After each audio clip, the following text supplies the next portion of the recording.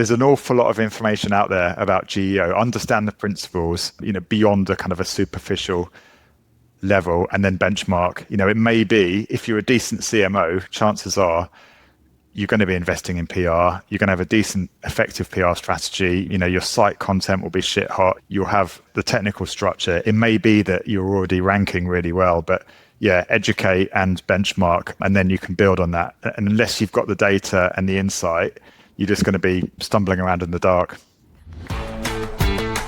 You're listening to The Sticky CMO, the podcast for marketing leaders who want to become indispensable. Let's jump to the conversation. Hello, and welcome to The Sticky CMO. Today, I have the honor of speaking to Will Ockenden. Will is the director and owner of Prohibition PR, and I'm so excited to talk about AEO, PR, and awareness, and how that area has really changed. Will, thank you so much for coming on the pod. Thank you for inviting me, and it's nice to be on the other side of the mic, because we had you on our pod, didn't we? Was it about 18 months ago? It was a while ago. Yes, it might have been 18 months ago. So we'll definitely want to put a plug for your podcast in the notes. But thank you, Will. I'm really fascinated. I've worked with PR agencies quite a bit in the past, in-house and then as kind of a white label. And what I'm seeing right now from the outside as a marketer is the increasing importance of PR as a credibility indicator when we're talking about LLMs, we're talking about AEO, GEO, and other AI answer engines. So I was hoping you could just talk a little bit about that and what you're seeing from your side where you're actually in the mix.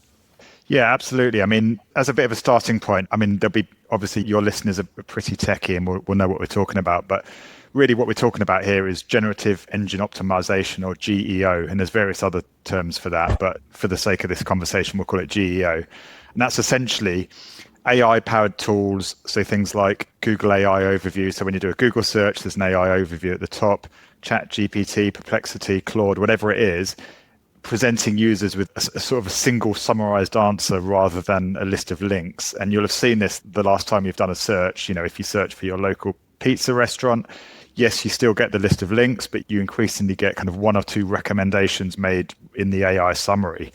So this is something we're seeing more and more of. And I think it's from a user perspective, it's something that's been introduced quite organically. And it's, certainly from my perspective, I've been aware of it. I've started using it more and more. And ultimately what this drives from a consumer perspective is a sort of a shift towards what we call zero-click behavior. And this basically means a growing proportion of searches are now ending without a click. So basically users are getting everything they need from the AI summary. And if you think about it, that makes sense. We've become accustomed to kind of Google searching, where you will Google something, you get 10 pages of results, you get 100 different links to look at. But actually, from a user experience perspective, that's not terribly helpful, is it? And actually, GEO summaries are actually way more useful. And there's a ton of stats which suggest consumers are really kind of shifting towards this zero-click behavior. So the FT, which is a big kind of financial newspaper in the UK, did a study recently, and they said 80% of consumers now rely on zero-click results for nearly half of their searches. So half of the time, most consumers aren't actually clicking anything. They're just reading the AI summary. For brands, and I'd be keen to hear your experiences of this really, but for brands, this is pretty big news. And essentially, if a brand isn't cited, and I'll talk around what a citation is in a minute, if a brand isn't cited in a GEO summary, then effectively it's becoming invisible. And certainly from our perspective, and if you look at a lot of big kind of companies and particularly publishers, organic web traffic, it seems to be dropping off a cliff, and that prohibition, we look at our own, web traffic, for example, and over time, particularly in the last year, our overall website traffic has really kind of dropped off a cliff. But what's quite interesting is the quality and consistency of our inbound leads has remained strong. So while traditional traffic's dropping, we're still getting leads, and that's because we're ranking in GEO searches. But the challenge for marketers becomes, okay, how do we rank? How do we understand this, first of all, because I think there's a lot of confusion about it. But how do we start to rank better in GEO summaries? Because if you ignore this, you're going to become invisible online. I also think that just understanding the space is so difficult, because even I think a year ago, Sam Altman was saying, I'm not sure exactly how we surface things in ChatGPT. So it's just been very fascinating. I feel like, social media was where I cut my teeth, and social media changes every year, maybe. I feel like generative search, AI searches, they're changing every 3 months. So the landscape is changing very quickly. And I feel that it's very hard for brands to stay on top of that. Yeah, that's exactly right. I mean, it's a little bit like the early days of SEO, when there was a lot of kind of shadowy algorithms that you can kind of predict. You can predict what's going to help your brand. And there's a fair bit of kind of black hat techniques in the background. And it's like trying to guess the algorithm of LinkedIn. You have a rough idea and you can experiment, but you don't really know what's going on. I mean, when it comes to GEO, I suppose I'll explain the principles first and then dig into some kind of practical areas, brands can actually address. So essentially, AI search engines don't rank information in the same way as traditional search engines. So obviously, traditional search engines tend to look at links as a kind of authority signal. So AI search engines, in effect, rely on what's called signals to determine which sources they trust and cite. And basically, the stronger you are when it comes to those signals, the more likely you are to be included in a GEO or an AI-generated summary. So there's 3 types of signal, if you like. There's on-site signals, which is essentially how your content is structured on your website. And currently, and this could change as you've alluded to, but the current thinking is AI looks for clear structured content. It loves things like FAQs, really clear kind of laying out, explaining things, informational content. It loves really clearly put together headings and summaries of information. And one thing it particularly ranks, we believe, is kind of expert commentary on your website. So clear author or expert attribution. So if you've got a blog, if you're a professional services firm and you've got 10 managing partners with blogs, AI will love that because it's expertise content if it's providing it's kind of laid out in a really logical, a logical way. And that's that will build trust, essentially. Now that's on-site signals. There's technical accessibility. So essentially that's beyond my pay grade, but this is very much this does cross over into kind of web dev territory. But essentially you need to make sure your website is built in a way that allows AI bots to crawl it and read it easily without unnecessary barriers. And there's a load of kind of acronyms, which I don't fully understand, about different types of file and things like that. Your web dev people will absolutely know how to do that. So get the on-site signals right, i.e. the right content. And a lot of people will be doing that. Get the technical accessibility right. But the one that's most interesting to me, being a PR pro, is offsite signals. So basically, AI will also look at how your brand is talked about in earned media, in effect. So that's covered by editorial media coverage, third-party citations, even things like directories. And I think Reddit is one of the top directories currently. They've done a deal with OpenAI, for example, I believe. So, Reddit it carries enormous authority, but it's also other directories as well. So if again, the professional services example, if there's a directory of legal firms or something like that, equally things like Wikipedia, being referenced by industry associations, even awards. So for me, that's the most interesting one, because if you've got a strong PR footprint, you're already doing some of this stuff. So the more, and probably the brands that are going to win here are the ones that are doing a lot of expertise, media coverage, thought leadership, expert commentary, all of that stuff. A lot of decent brands with good PR are doing already. So those are the 3 elements that will drive authority when it comes to GEO. And looping back to our own experience, what's quite interesting is, I said, our web traffic might have decreased 70% in a year, but actually the quality of leads is maintaining or improving. And that's because we do all of this stuff. Naturally, as a PR agency, we do an awful lot of thought leadership content. We're listed in all sorts of directories. So we're better positioned than a lot of companies in terms of winning here. So they're the 3 elements really from if you're going to look at it practically, that you need to consider. And, I'm going to bang the drum for PR here because that's my profession, but PR is one of those key disciplines that will help you get that GEO visibility. Yes. Yeah, I'm thinking about the old days of SEO with keyword stuffing and all of those black hat things. And what ended up working was making human-centered content.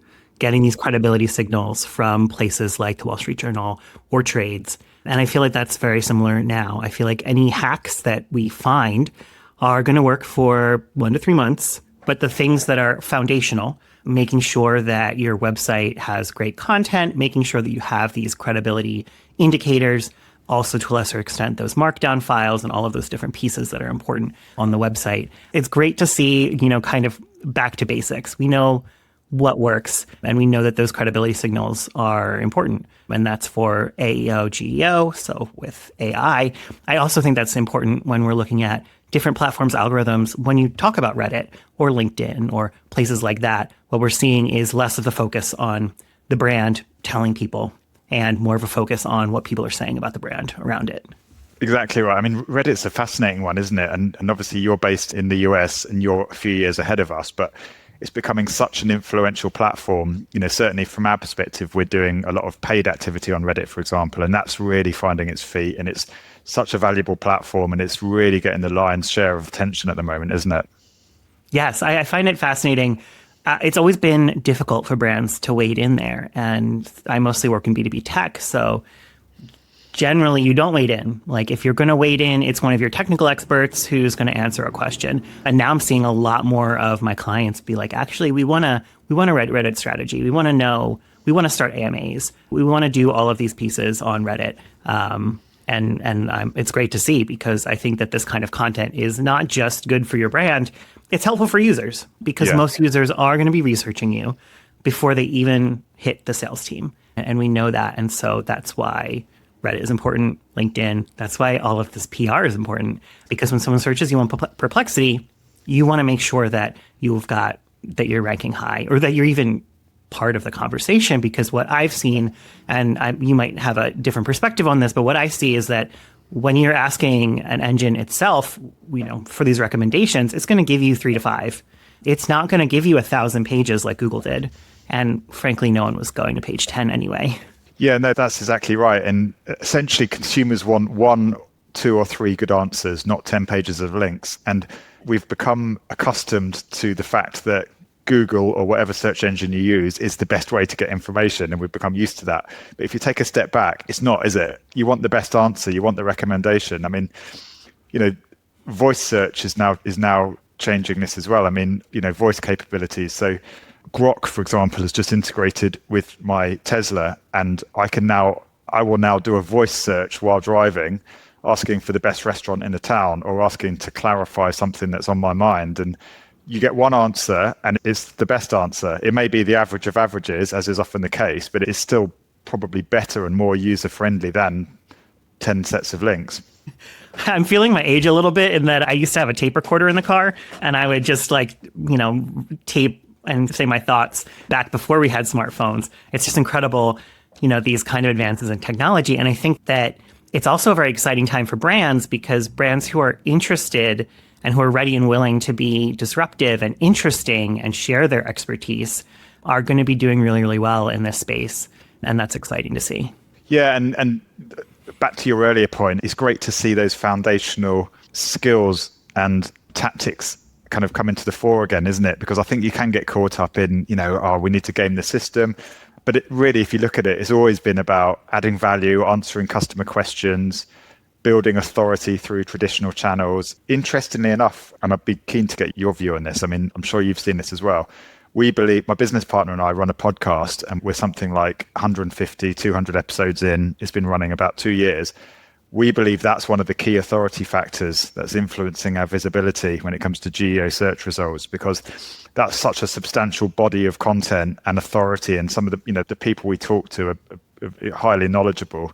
And it's a little bit opaque in terms of actually proving that, but we believe that's one of those key factors as well. And that's the problem, isn't it? You can often, it's hard it's hard to actually attribute a particular activity with GEO visibility, but with a kind of a broad brush approach, that it is easy to look at the type of things that would positively influence your how often you're getting cited. Yeah, I think that's a struggle that I have all the time when I'm talking to clients, is like the art and science, where I can say, I can measure XYZ, and I know that does this. but that's what I can measure. There are many things that I cannot accurately measure that we should still be doing, that we know has some sort of incremental impact, but it's not easily analyzed. And I think that's something that folks will need to consider with, trying to appear in these AI searches and in Google's, little, for lack of, I can't even remember the word, for Google's AI overviews, that, there are some tools around that we can measure these things, but, the accuracy is still unestablished, and it probably will always be unestablished. I don't think we'll ever be completely accurate. So that makes me think, like, how are you proving to your clients that this is working, that this is not working? Like, what kind of metrics are you looking at, and are you using any tools to analyze that?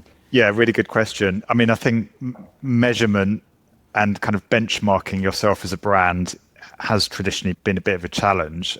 Something like Google Analytics only shows part of the picture, really. So what you can track in GA, for example, is direct referral traffic from AI tools when links are present. But as you know from AI summaries, links aren't always present. And also, most consumers aren't clicking those links. So that's going to be a sort of a drop in the ocean, really. You might be getting a handful of referrals from ChatGPT or whatever. So we can't rely alone on kind of raw traffic. So what we're suggesting is, and we're getting a ton of inquiries about this at the moment from our clients, is a bit of a GEO audit and it's a bit like a keyword.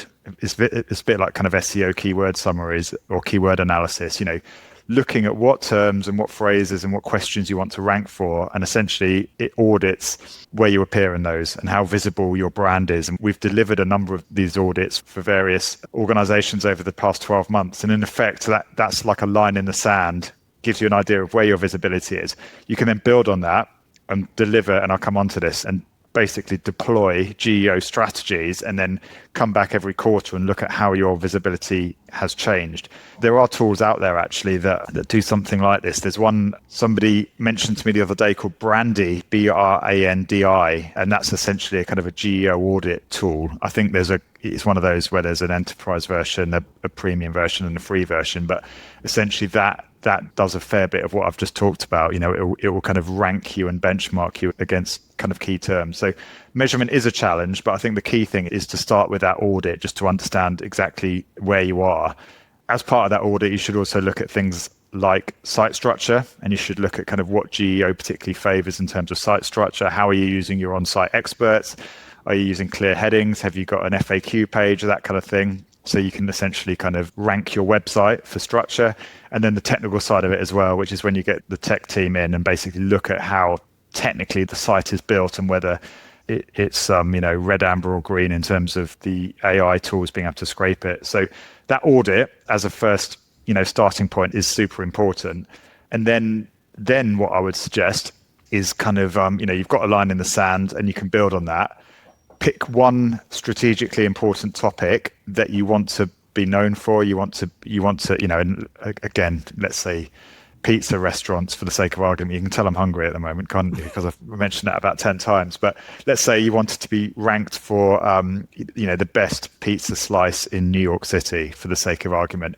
So pick one strategically important topic and then work to make that citation ready. So basically make yourself an authority as much as possible on that topic and make sure you're getting cited by the AI engines. And essentially that comes down to things like creating clear, structured, authoritative content around that, online content, offsite content, explicitly attribute expertise and support it with as many kind of directory mentions, credible third-party mentions. And essentially that comes down to a PR and content campaign based on that term, and then measure again in the next 3 months. So it's being really systematic about it, but absolutely, as with anything, the starting point should be benchmarking and measuring where you rank now.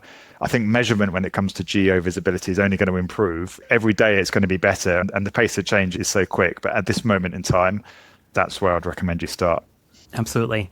So I ask a similar question to all of my guests, but PR and GEO, is it keeping marketers stuck? Is it a blockade, or is it helping them stick in their organizations and a way for them to really prove more value?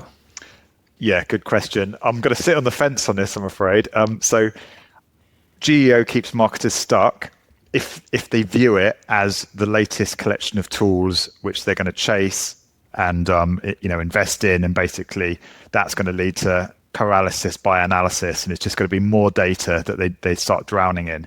However, it helps marketers stick if they approach it more strategically and kind of view it very much more as a strategy to build authority that compounds over time, and they're going to invest lots and lots of time in it over a long period of time, using PR as a core trust signal rather than just kind of a quick win, tactical bolt-on. So on balance, I would say it helps them stick. That makes a lot of sense. I feel like it's a shame, but in Marcoms, the answer is always, it depends. The answer is always it depends, isn't it? It's never black and white. It's always gray. Yeah, absolutely. I was going to say to our CMOs listening, our marketing leaders listening, if there's one thing that they could do to get on top of this tomorrow, what is the one thing you'd recommend? Is that benchmarking? Yeah, I'd say benchmarking, education and benchmarking. There's an awful lot of information out there about GEO. Understand the principles, beyond a kind of a superficial level, and then benchmark. It may be, if you're a decent CMO, chances are you're going to be investing in PR. You're going to have a decent, effective PR strategy. Your site content will be shit hot. You'll have the technical structure. It may be that you're already ranking really well, but yeah, educate and benchmark, and then you can build on that. And unless you've got the data and the insight, you're just going to be stumbling around in the dark. That makes sense. As we're wrapping up, is there anything that we missed that you wanted to cover that we should really consider? We've covered all the main points. I mean, I think the key point, and there's something we're telling our clients constantly, is, SEO gets you ranked, but GEO gets you cited. And to ignore GEO is to basically accept invisibility. It may sound like scaremongering at this point, but these things move quickly. And in the next 6 to 12 months, if you're not paying attention to this stuff, you're going to start to gradually become invisible. And, it's certainly from the UK market. I know we're not necessarily as far ahead as the US, but we're having more and more conversations about this with prospects, with existing clients, driven by interest and a bit of confusion, but also concern from CMOs, but also concerns from CEOs, interestingly. So, this is going up the kind of the hierarchy in organizations, and people are concerned about it, and they're already starting to see the traffic drop off, and they're panicking a little bit. And, we run series of webinars for senior marketers here in the UK. We've delivered a whole program of webinars to about 2,000 marketers over this year alone, actually. And the GEO webinar we've just run was by far the most popular one in the last 3 years. There's something like 800 people signed up to it versus about 200 that we normally get for our webinars. And that speaks volumes. It's a hot topic, and people aren't just interested in it. They're thinking, oh my God, we're seeing our traffic dropping off a cliff. What do we do? So yeah, hot topic, and you can't ignore it. Absolutely. Yeah, I totally agree. It reminds me when I was first starting and folks didn't have websites. And I was like, oof, it's, you think you can stand behind what the tradition is, but you really have to hop on these things. Technology only moves faster. And it was the same with social media, wasn't it? In I don't know, 2006, when social media started to burst into the scene, and there's so many people sticking their head in the sands and just thinking it was something for kids. And look where we are now. And yeah, you're absolutely right. Those brands that ignore websites, ignore social media, they can't ignore it forever. And suddenly they're massively behind, aren't they, if they have been ignoring it for all this time? Yeah, easier to get started now than to catch up in a year or two. Well, thank you so much, Will. I super appreciate your time. It's a pleasure. Thanks for joining us for this episode of The Sticky CMO. Don't forget to subscribe to the show on your favorite podcast app and follow me on LinkedIn for more sticky tactics.